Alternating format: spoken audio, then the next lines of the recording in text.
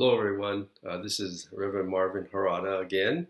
I understand that you had a wonderful gathering in your first reopening service a couple of weeks ago, and it's my pleasure to share another Dharma message with you via video.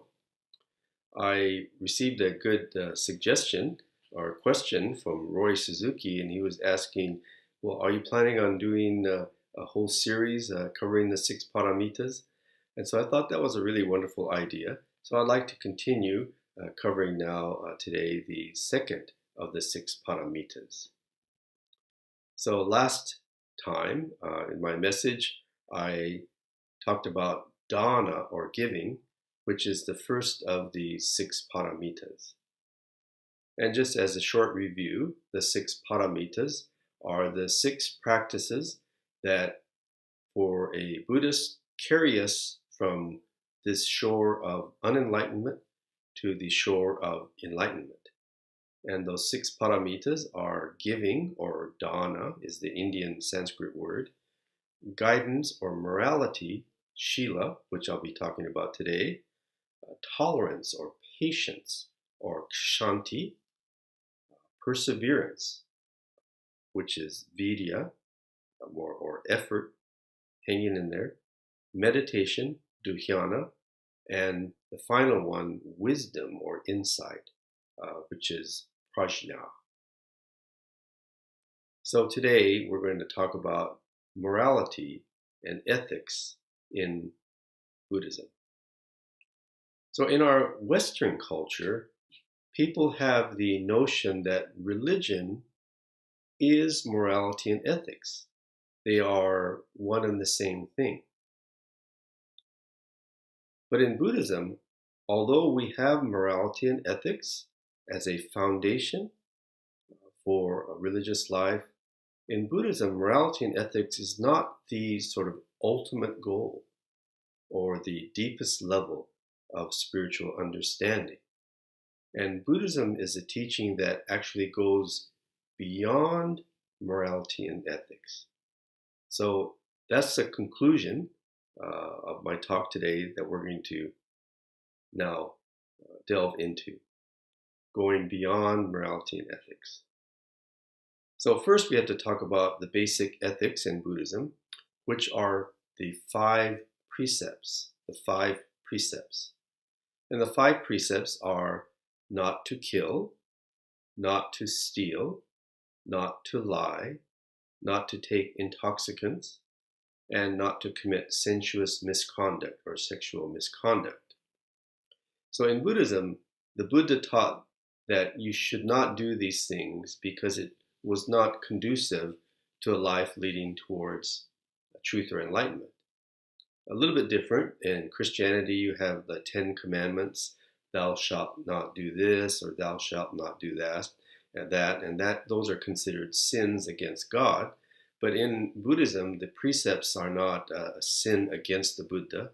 The Buddha simply taught not to do these things because it did not lead to a wholesome life. So a monk or a nun in Buddhism has many more than these five precepts. They have many more rules that they have to follow. But these five precepts are sort of for the general layperson. So, as I said, a moral or ethical life is a basis for religious life as a Buddhist. It's hard to get enlightened if you're running around lying and stealing and killing. So, obviously, those are not healthy, wholesome activities that lead to an enlightened life. But morality and ethics, as I said, are not the ultimate or the deepest level. And there's always the possibility of even an unethical or an immoral person to become awakened, to become enlightened. And the most vivid example of this is the true story of one of the Buddha's disciples whose name was Angulimala. Angulimala, during the time of the Buddha, was the most feared criminal of the day. He was going around killing people, and he was just feared. One day, the Buddha happened to encounter Angulimala.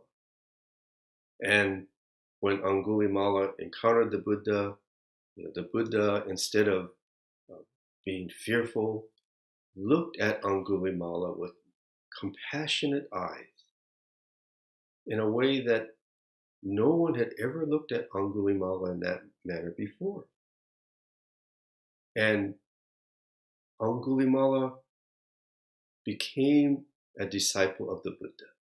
He gave up his murderous ways and became a follower of the Buddha. So we have that example of transformation of even a mass murderer into becoming a follower of the Buddha. So, putting it in today's terms, someone on death row could be more awakened or more enlightened than moral, ethical, law-abiding citizen me. I could say, oh, I've never broken any laws or anything like that. I donate to the BCA. But someone, even in prison, could be more awakened, enlightened than moral, ethical me. In World War II, there were Japanese war criminals who were imprisoned and they were sentenced to execution.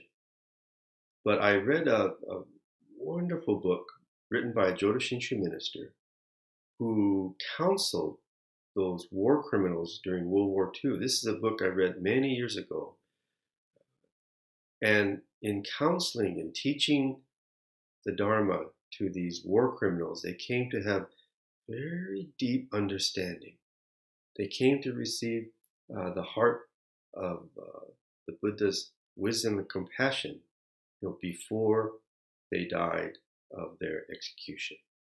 So even a war criminal can have a transformation of the heart and mind. So they came to have this deep understanding of Jodo Shinshu, despite the terrible things they did during the war. So that is what we mean by going beyond morality and ethics. Of course, it doesn't excuse the terrible things that maybe those war criminals did in the moral, ethical sense. They're terrible, horrendous. But it doesn't mean that they cannot, in a sense, come to the heart of the Buddha's teachings either. So that's what we mean by going beyond morality and ethics. So let's look at these precepts more from a Shin Buddhist perspective. For example, the precept of not killing. Well, we could say to each other, well, I've never ever killed anyone. I'm sure none of you have ever done anything like that either. But think about it in another sense. Aren't we taking life every day in order to live? Maybe I might have bacon and eggs for breakfast. That bacon was a pig, a live pig. Maybe I didn't kill the pig myself, but someone had to kill the pig in order for me to have bacon. If I have a turkey sandwich for lunch, that was a live turkey. If I have sushi for dinner, that was a tuna swimming in the ocean. And that tuna's life was taken so that I could enjoy sushi. So we take life all the time. Now someone might say, well, I'm a vegetarian. I'm not taking life. Really?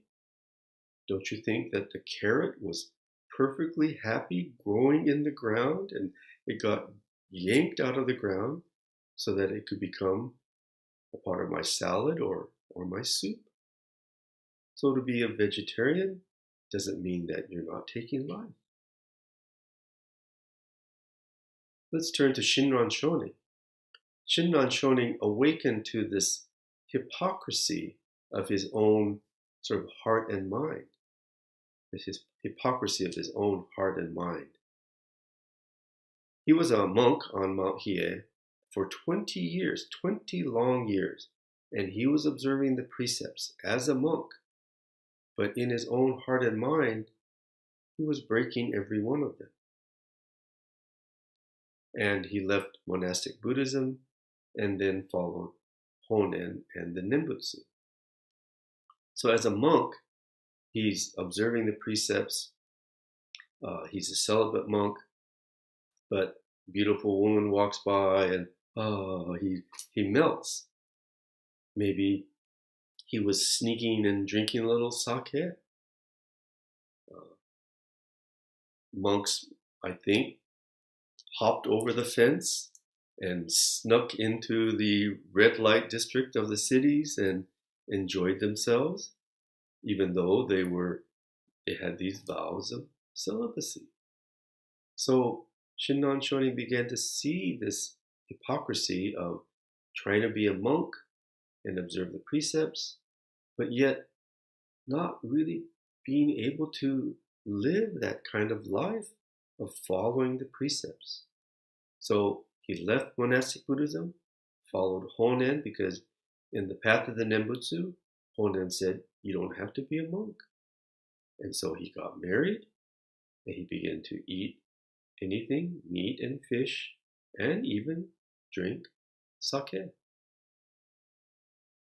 So he began to realize that, one can not get enlightened just by morality and ethics alone. Who can really follow the precepts to the letter? Not killing. To live means to take life. We cannot live without taking life. No one can live without breaking the precept of taking life. So Jodo Shinshu then is this path to Buddhahood for anyone to follow. An awakening is not dependent on just following the precepts. But of course, that is not an excuse to do anything that you want, to lie, steal, or to kill. So Shinran Shonin saw himself as someone who is constantly breaking the precepts in his own heart and mind. But this person who breaks the precepts is the very object of the Buddha's compassion. So Shinran Shonin came to meet the heart of the Buddha. And so the heart of the Buddha, the heart of an enlightened one, does not discriminate and say, well, I only want to save these moral, ethical people, but immoral, unethical people, you guys are out of luck. No, the heart of the Buddha embraces all beings, the moral, the immoral, the ethical, the unethical.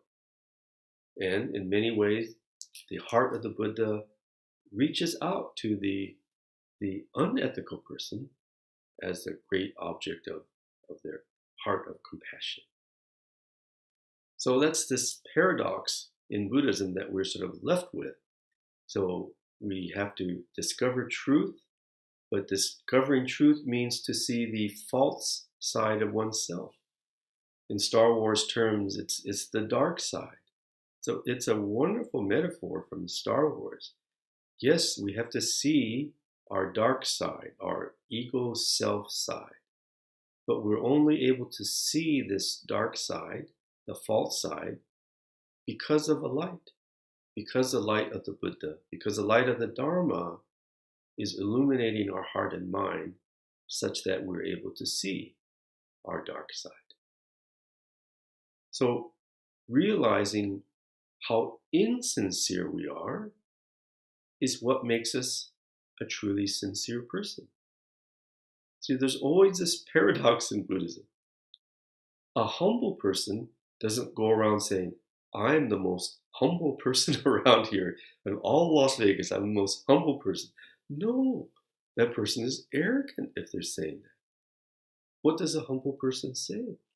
A humble person says, I am the most arrogant, self-centered guy. That's what makes them humble. That's what makes them humble. So, in realizing how we take life every day, that's what allows us to truly respect life, to revere life, to cherish life. The least we can do is gasho and say itadakimasu before we enjoy a meal, before we take life that was sacrificed so that we can live. So morality and ethics, in summarizing, they are part of the foundation of a Buddhist life, but they're not the ultimate goal. And Buddhism goes beyond morality and ethics. And that's why we'll see that the first 5 paramitas all lead up to the 6th and final one, wisdom. And so by living a life of the 5 precepts, living a life of giving, and the other paramitas, we are led to the unfolding of wisdom in our life. Thank you for listening to my video message today. I hope to see all of you at your July service.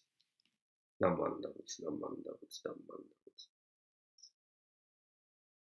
Thank you very much.